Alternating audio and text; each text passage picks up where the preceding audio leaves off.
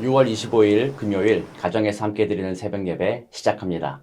다 함께 찬송가 264장 찬송 부르겠습니다.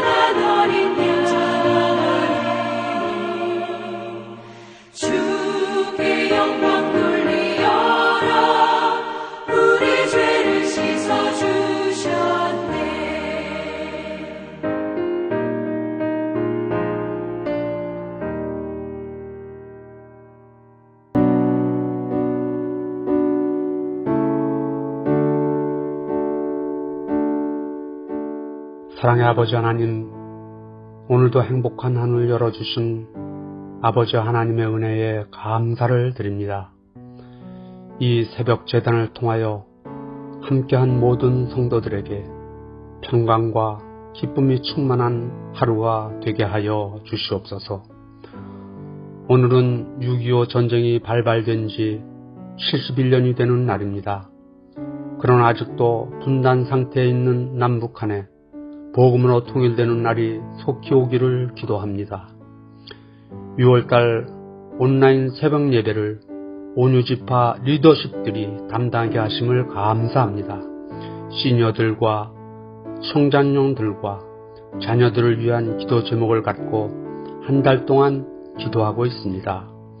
오늘은 특별히 영적으로 혼탁한 시대에 살아가는 자녀들이 진리로 올바른 것을 분별할 줄 아는 자녀들이 되기 위해 기도합니다. 주님, 이 시대는 미디어의 홍수 속에 무엇이 옳은지 분별하기 어려운 시대입니다. 자라나는 자녀들이 하나님의 말씀을 통하여 말씀 속에서 진리를 깨닫게 하시는 지혜를 주옵소서. 각 가정마다 부모님들이 자녀들에게 믿음의 본을 보이게 하시고, 교회에서는 온유지파 어르신들의 온유하고 겸손한 모습을 우리 자라는 청소년들이 보고 배울 수 있도록 솔선수범하게 하옵소서. 원하옵기는 ANC 온누리교회 가정들을 통하여 이 지역사회에 선한 영향력을 끼치는 아름다운 가정들이 많아지게 하옵소서. 오늘 이 새벽에 말씀을 전하시는 목사님을 장종에 붙잡아 주셔서 말씀의 은혜가 있게 하시고, 말씀을 통하여 우리가 결단할 수 있도록 힘있는 말씀이 선포되게 하여 주시옵소서. 살아서 역사하시는 예수님의 이름으로 기도합니다. 아멘.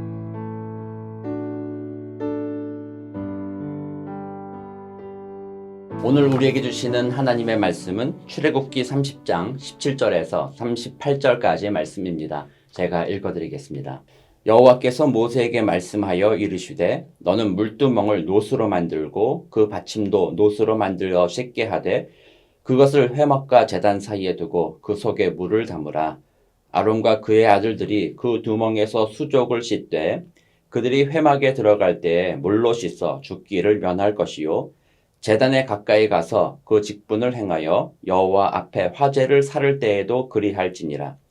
이와 같이 그들이 그 수족을 씻어 죽기를 면할지니 이는 그와 그의 자손이 대대로 영원히 지킬 규례니라. 여호와께서 모세에게 또 말씀하여 이르시되 너는 상등 향품을 가지되 액체 몰약 500세겔과 그 반수의 향기로운 육개 250세겔과 향기로운 창포 250세겔과 계피 500세겔을 성소의 세겔로 하고 감람기름 한 흰을 가지고 그것으로 거룩한 관유를 만들되 향을 제조하는 법대로 향기름을 만들지니 그것이 거룩한 관유가 될지라. 너는 그것을 회막과 증거궤에 바르고 상과 그 모든 기구이며 등잔대와 그 기구이며 분향단과 및 번제단과 그 모든 기구와 물두멍과 그 받침에 발라 그것들을 지극히 거룩한 것으로 구별하라. 이것에 접촉하는 것은 모두 거룩하리라. 너는 아론과 그의 아들들에게 기름을 발라 그들을 거룩하게 하고 그들이 내게 제사장 직분을 행하게 하고 이스라엘 자손에게 말하여 이르기를 이것은 너희 대대로 내게 거룩한 관유니 사람의 몸에 붙지 말며 이 방법대로 이와 같은 것을 만들지 말라. 이는 거룩하니 너희는 거룩히 여기라. 이와 같은 것을 만드는 모든 자와 이것을 타인에게 붓는 모든 자는 그 백성 중에서 끊어지리라 하라. 여호와께서 모세에게 이르시되 너는 소합향과 나감향과 풍자향의 향품을 가져다가 그 향품을 유향에 섞되 각기 같은 분량으로 하고 그것으로 향을 만들되 향 만드는 법대로 만들고 그것에 소금을 쳐서 성결하게 하고 그 향 얼마를 곱게 찌어 내가 너와 만날 회막 안 증거궤 앞에 두라. 이 향은 너희에게 지극히 거룩하니라. 내가 여호와를 위하여 만들 향은 거룩한 것이니 너희를 위하여는 그 방법대로 만들지 말라. 냄새를 맡으려고 이 같은 것을 만드는 모든 자는 그 백성 중에서 끊어지리라. 아멘. 네, 오늘 말씀은 저희 교회 파송 선교사님이시면서 후아레스 신학교에서 교수 사역과 함께 졸업생 사역을 담당하고 계시는 이성수 선교사님께서 전해주시겠습니다. 출애굽기 24장부터 시작해서 번서 출애굽기 3분의 1 분량은 하나님의 성막 프로젝트가 기록되어 있습니다. 성막을 통하여 하나님은 이스라엘 백성에게 향하신 당신의 특별한 마음을 표현하고 계시는 것입니다. 새로운 역사를 써보자는 하나님의 간절함이라고 말할 수 있겠죠. 노아에게 방주를 지으라고 하셨던 것처럼, 그리고 새 언약의 역사를 쓰고자 하신 하나님이 오늘 본서에서 모세를 통하여 이스라엘 백성에게 우리가 이제 새로운 관계를 세우자고 제시하시는 것입니다. 하나님은 성막을 통하여 이스라엘 백성을 특별한 소유, 제사장의 나라, 거룩한 백성으로 삼고 싶으신 것입니다. 이스라엘 백성은 애굽에서 노예의 신분으로 하나님이 없는 듯한 그러한 삶을 참 오랫동안 살았습니다. 약속의 백성이었지만 그들은 조상들이 들려주던 언약의 꿈을 온전히 잃은 상태로 애굽에서 살았었습니다. 하나님께서 이제 그들에게 바로 왕을 주인 삼아, 아니 세상을 만족시키는 그러한 애굽에서의 노예 신분을 청산하고 오늘부터 하나님이 선택하셔서 그에게만 소유된 백성으로서 새로운 신분을 가지고 살아가는 방법과 또 그 가치관을 심어 주시고 계시는 것입니다. 비록 애굽에서 잠시 부분적 혹은 멀리 계신 분처럼 하나님을 경험하였다면 이제는 성막을 통하여서 영구적이고 가시적으로 선민 중에 가장 가깝고도 가장 깊이 임재하시는 그 하나님으로 새롭게 경험을 시작하는 것이죠. 하나님의 언약은 늘 세 가지 요소가 포함되어 있습니다. 내가 정한 곳에서 내가 택한 이들이 내가 기뻐하는 기준으로 같이 공생한다. 이것이 하나님의 진정한 축복의 선포이십니다. 이렇게 성막 프로젝트를 통하여 새 역사를 쓰고자 하시는 하나님은 이스라엘 백성에게 모세와 여호수아에게 신발을 벗으라고 말씀하셨던 것처럼 이제 세상의 때를 벗고 하나님의 거룩하신 전신 투구를 입으라고 오늘 본문에서 말씀하고 있으십니다. 내가 입고 싶은 것으로 내 방법대로 만든 것이 아니라, 그런 전신 투구를 내가 입는 것이 아니라 전적으로 하나님의 지시에 따라 준비되어지고 행하여지는 것이라야만 하는 것입니다. 이는 그렇게 해야만 우리가 입술로 고백하는 것처럼 하나님이 진정 전능하신 하나님이시고 하나님이 진정 주권자이시고 참으로 우리의 주인 되신 그 주님이라고 고백하는 그 참된 그 순종의 모습이기 때문입니다. 본문의 성막은 우리에게 따분하게 들려지는 건축 명령이 아니라 나에게, 우리에게만 특별하게 허락된 그런 하나님의 특별한 사랑의 초대임을 명심하면 좋겠습니다. 성막으로 하나님은 우리가 최대한 하나님께 가까이 오기를 원하시고 또 그렇게 오도록 허락하시는 것입니다. 시편 73편 28절에 보면 아삽은 이렇게 고백합니다. 하나님께 가까이함이 복이라. 그렇습니다. 이것이 진정한 복이지요. 하나님께 가까이 하기 위하여 던져주시는 주의 사항과 그리고 요구 조건을 우리는 오늘 본문에서 발견하게 됩니다. 얼핏 보면 제사장들에게만 해당되는 명령인 듯 싶지만 사실 그렇지 않습니다. 모든 이스라엘 백성에게 요구되는 그러한 예배자의 조건인 것이죠. 첫 번째로 17절에서 21절까지를 보면 물두멍이라는 것이 나옵니다.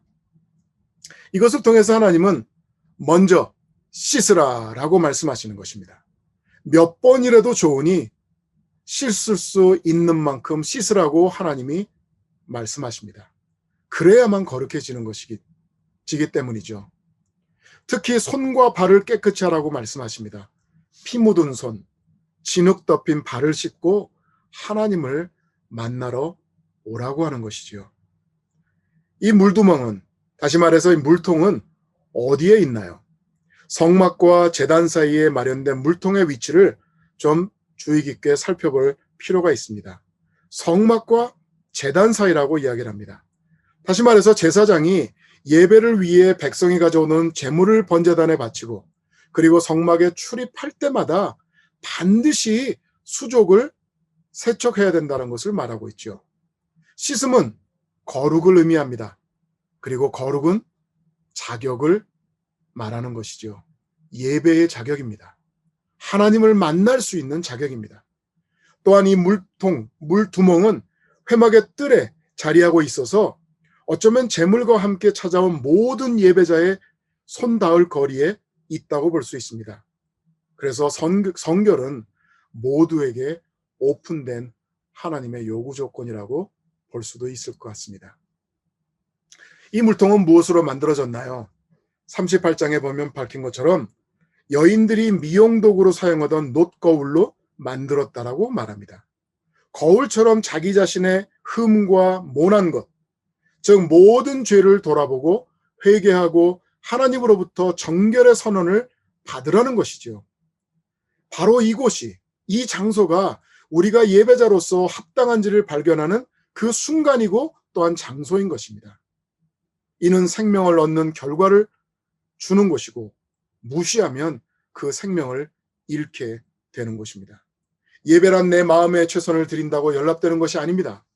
하나님이 정하신 대로 거룩한 수준에 맞아야만 성행되는 것입니다.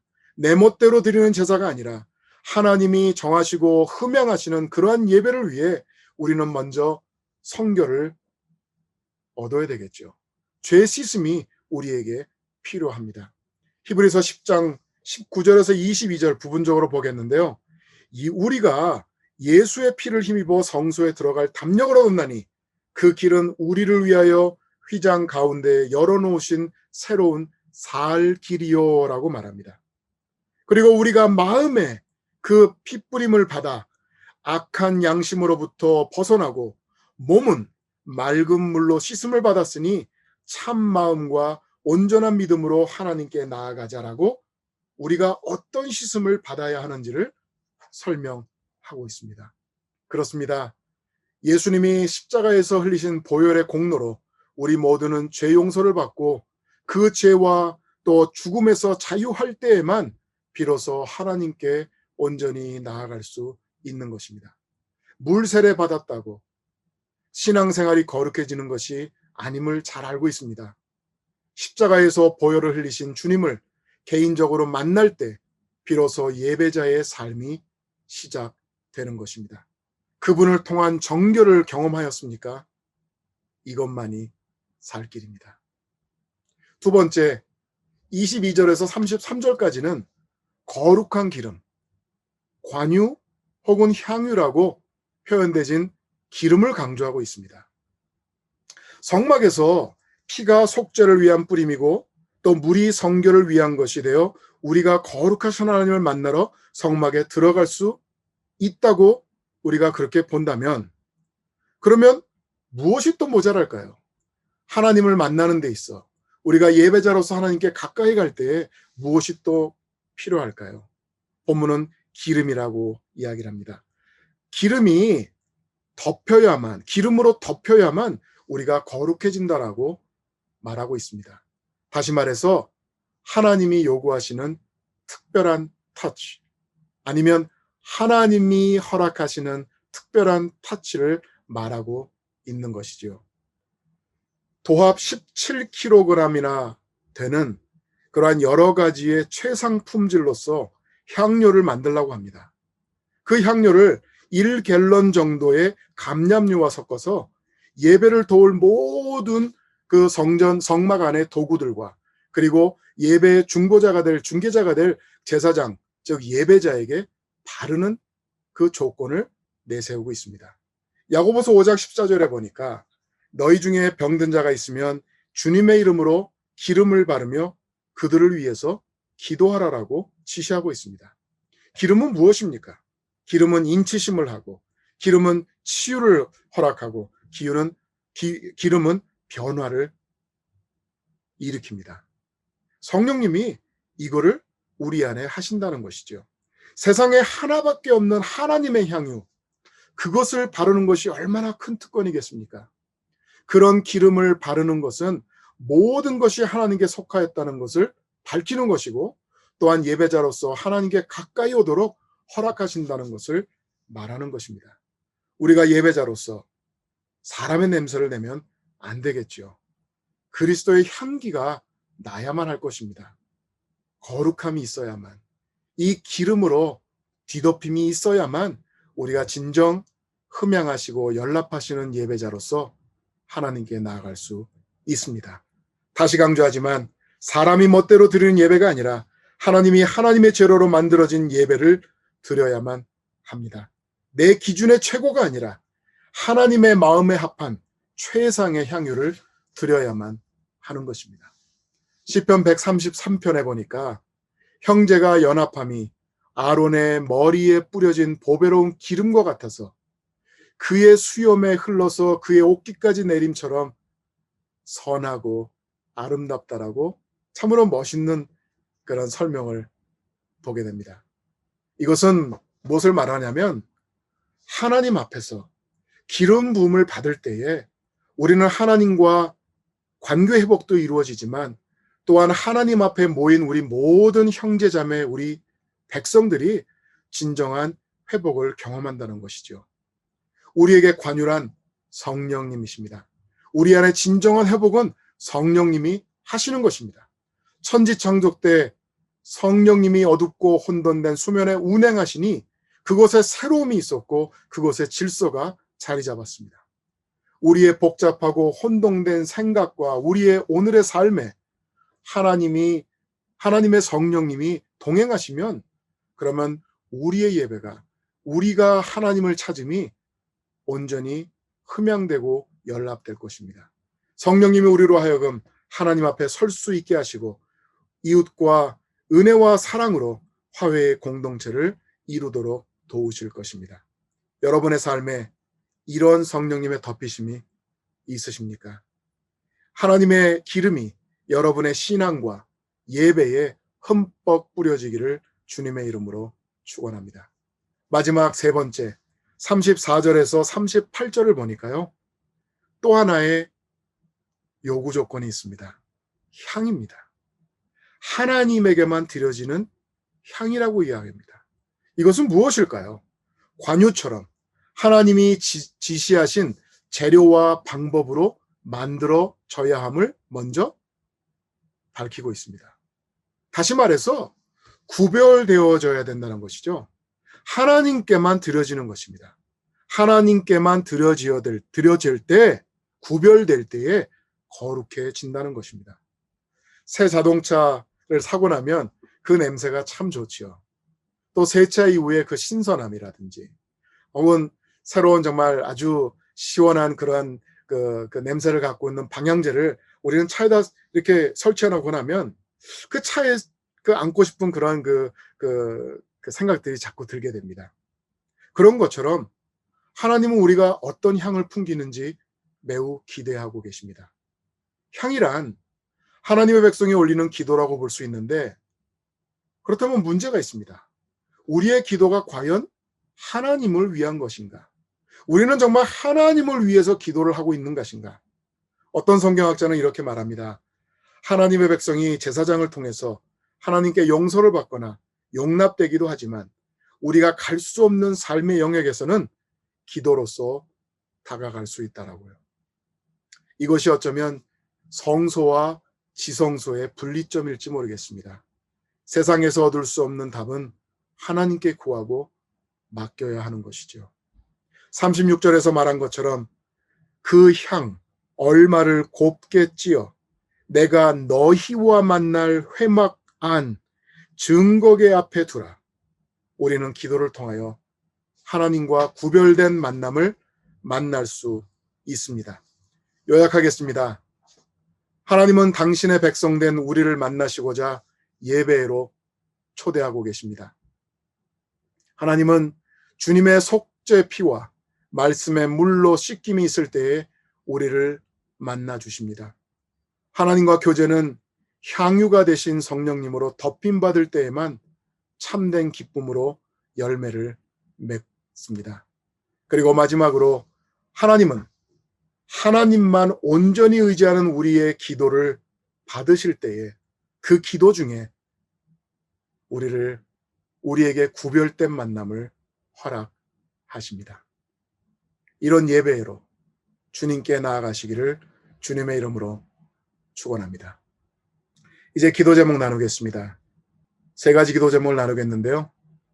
먼저 우리 후아레스 신학교 모든 사역자들, 학생들, 또 이들을 보내고 기도하고 후원하는 우리 현지인 교회들을 위해서 좀 기도하면 좋겠습니다. 그리고 두 번째, 수백여 명의 졸업생들이 지금 코로나 이 사태를 지나면서 참 수고들 하고 있습니다. 그들의 가정을 위해서 기도해 주시고 또 그들의 사역지를 위해서 기도해 주시기를 부탁드립니다. 그리고 마지막으로 7월 말에 준비하고 있는 엔세나다에서 있을 우리 졸업생 모임을 위해서 기도 부탁드립니다. 이번 모임을 통해서 정말 졸업생들이 자체적으로 운영될 수 있도록 그런 임원단을 선출하고자 합니다. 그리고 우리가 예전에 품었었던 우리 비전 800의 그 비전을 다시 한번 이들과 공유함으로써 이제는 우리 ANC만 하는 것이 아니라 우리 졸업생들이 또 그들의 교회가 같이 동참하는 그러한 사역이 되었으면 좋겠다는 의지로 우리가 모임을 준비하고 있습니다. 기도 부탁드립니다. 선교사님께서 나눠주신 기도 제목을 가지고 기도해 주시고 또한 여러분 개인의 기도의 시간을 가지시기 바랍니다.